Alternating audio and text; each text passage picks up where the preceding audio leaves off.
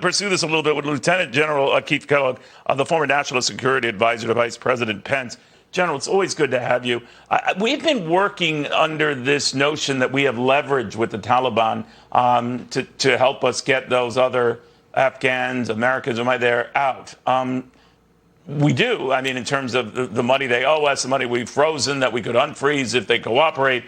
But what do you think of that? Because they climbed to power and took over the country in blitzkrieg-like fashion without, I think, giving a thought to, international norms or bankers' interest or our own. So what's going to change now?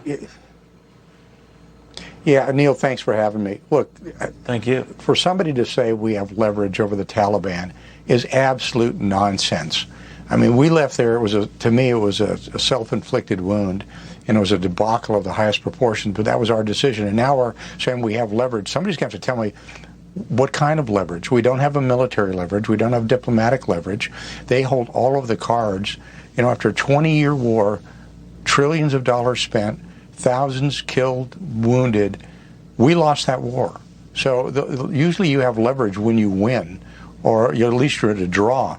But we lost. We went out there. We left there rapidly. They don't need the money to fund a military. I mean, they've got a pretty good military now when you think about it, because we just armed it and equipped it pretty well going forward. And you look at the people they're putting in positions. When you're looking at their new finance minister, who actually, Gul Aga, who was actually the finance minister in the previous Taliban regime. He kind of knows how to do the money deals. Zakir, who's their new defense minister, we had him in Guantanamo, and in fact, I think he was inmate number 8, but they released him. He became a field commander. He's associated with the Haqqani network.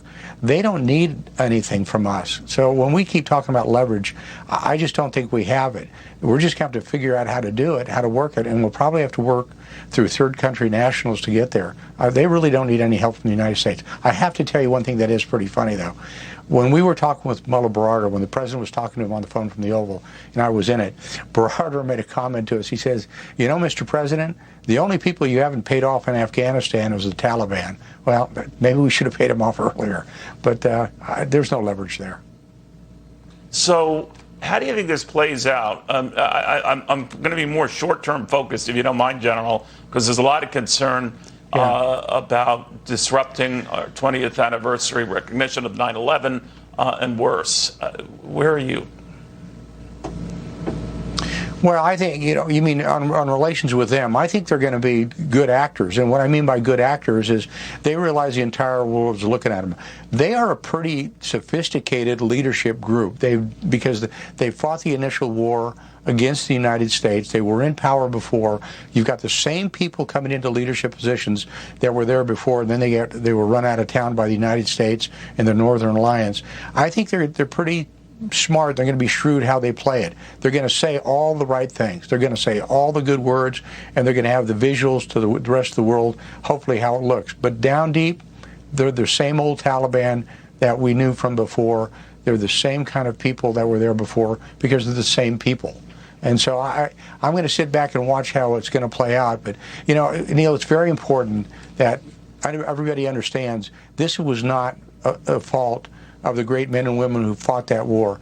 These were strategic level decisions that were made coming from the White House, coming from his national security advisors, that put us in a position where we're at today. And now they're going to have to figure out where do we go to next, because there aren't very many good options out there. Got it. General, thank you very, very much. I'm enjoying your expertise throughout this whole saga and as we continue to follow the aftermath. Also,